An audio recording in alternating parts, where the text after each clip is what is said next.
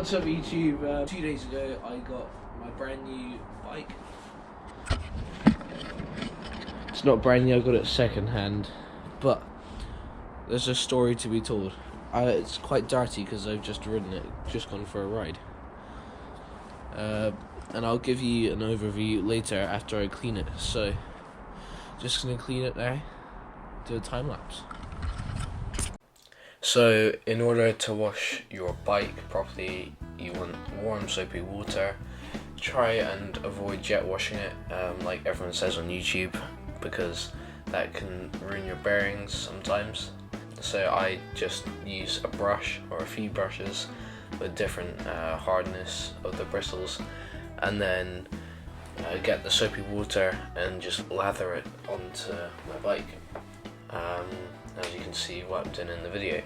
Yeah, this is my new Trek bike that I just got. It's pretty nice. I'll talk more about it later on in the video. The person who sold it to me put a sticker on the top of the top tube, and I took ages trying to get that off. So here it is, right here. So that is my bike cleaned. Well, enough. Done the stanchions, forks. Now I just got to have to just do the chain quickly. Just realised. Yeah, looking pretty good. Still got the reflectors on there. Although these pedals are pretty good. So right now I'm just going to show you how to clean the chain. So first you want to get some warm water, relatively clean, and then you get some soap and just punch in. Then you get your brush, just mix it around. Try not to splash everywhere, but it's alright. Try and get some bubbles if possible. Now you want to get your toothbrush. Get a toothbrush. Just get a bit of warm soapy water, like that, and you just go along it. And then just clean the cassette with your warm soapy water.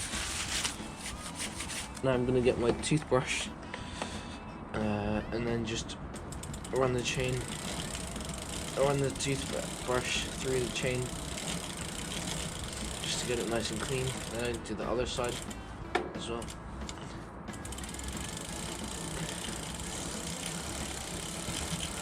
Try and get all that mud off. Before you do this, make sure you do have oil to stop it from rusting. So before you oil it, you want to dry it, because otherwise the oil won't stay on. So it's going to clean the chain. Make sure it's dry.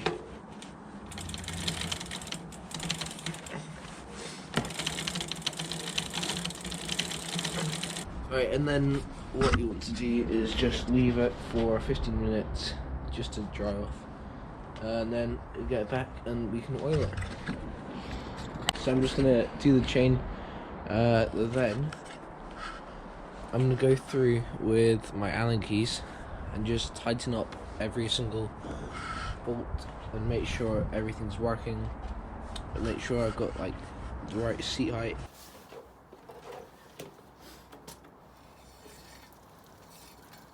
So I'll get it all the way down to the hardest gear. And then click one up each time.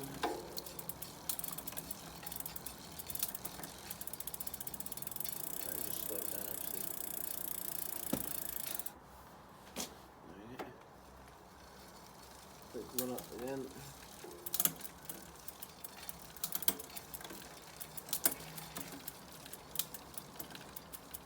And it won't shift again, so that's cool. That's at its limit. And then we'll just shift rapidly all the way down and then all the way up. And the great thing is, before you ride it, you want to make sure, because it's a second-hand bike, even with new bikes, you just want to make sure that everything is tight and properly working before you go and ride it, because you know, safety first, you don't want to crash your bike. So what I'm going to do now is just make sure all the bolts are tight. So here's a big one. Make sure that your stem is tight and your headset is tight, all of that, because if you don't do your compression bolt tight enough to start it inside. I'm going to give you a quick bike check of all the parts. Some I know, some I don't know. I'll drop a link in the description for the bike that I have, and you can see all the parts there, see if I'm correct or not. So, starting up front, we have the Shimano Dior gear shifters right there. These are nice. Dior is one of Shimano's like middle class, pretty higher, like middle to higher class group sets. So the next higher one would be Dior XT, and then XTR, and then Z. That's pretty good. Those. But yeah, Dior's pretty good. Dior hasn't really failed me yet. So we have the Dior cassette there, and Dior derailleur. We have a 28 tooth, says right there. And then we have the Gamma Pro FSA. That's good. Those are really good cranks. We have, I don't know what dropper post that is, but it works great. Pings back up. To be honest, like it will come down to durability compared to the RockShox dropper post that I had. Yeah, so it is. So it's got internal cable routing. Although whoever set this up hasn't used it for the dropper post, and that's it. It's also got external cable routing for brakes, and the gear cable. Yeah, and the gear cable. We have some RockShox GD forks here. These are really nice compared to my Centaurs on the Carrera.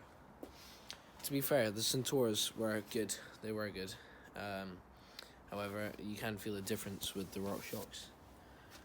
We've got a through axle as well. That's great for doing tricks on. It means that the wheel won't come loose. It's got a cool tightening mechanism here. So that's just to lock it off. To actually tighten it, you need to get that bit there and then tighten it. So once it's in the groove. So I'm just going to lock that off right now.